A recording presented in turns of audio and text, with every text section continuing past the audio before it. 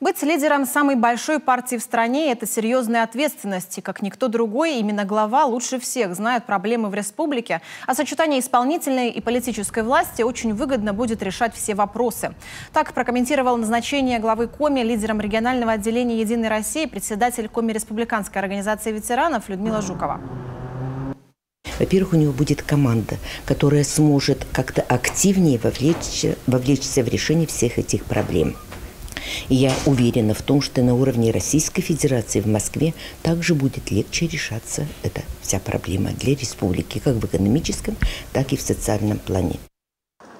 Глава впервые в республике возглавил партийное отделение. Это дает сигнал к укреплению «Единой России» как партии власти.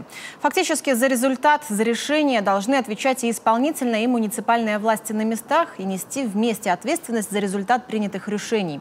Такое мнение высказал председатель клуба «Рассвет» Захар Волокитин.